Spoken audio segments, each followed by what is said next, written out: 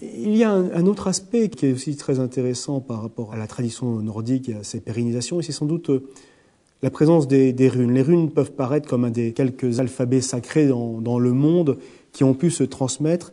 Et les runes, au-delà de tout corpus doctrinal, ont cela d'intéressant qu'elles peuvent assurer une forme de transmission initiatique et permettre de retrouver un certain nombre de mystères.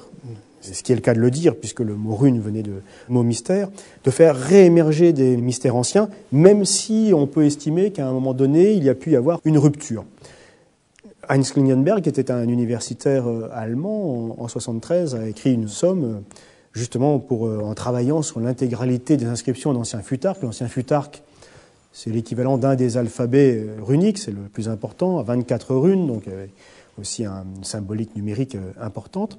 Et en analysant l'intégralité des inscriptions runiques existant encore, en gros 6000 inscriptions, en sachant que probablement la majorité des inscriptions ayant été réalisées dans les temps anciens l'ont été sur des matières corruptibles, comme le bois, donc qui n'existe plus aujourd'hui. On va dire que c'est des inscriptions qui perdurent sur la pierre.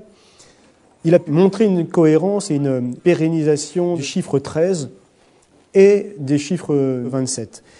En faisant une forme de guématrie, c'est-à-dire en attribuant dans l'ordre du Futhark, dans l'ordre de l'ABC du Nord, des runes, en attribuant un chiffre. Donc, il a pu attribuer aussi une sorte de valeur numérique aux différentes runes, aux différents mots qui existaient encore en runes, ce qui a permis de retrouver aussi, parce que c'est une matière, une tradition orale, la tradition du Nord, donc ce qui a permis aussi de reconstituer un certain nombre de rapports entre des objets appartenant à des dieux, entre des noms de dieux, les uns avec les autres, et ce qui redonnait de la substance aujourd'hui à cette tradition ancienne.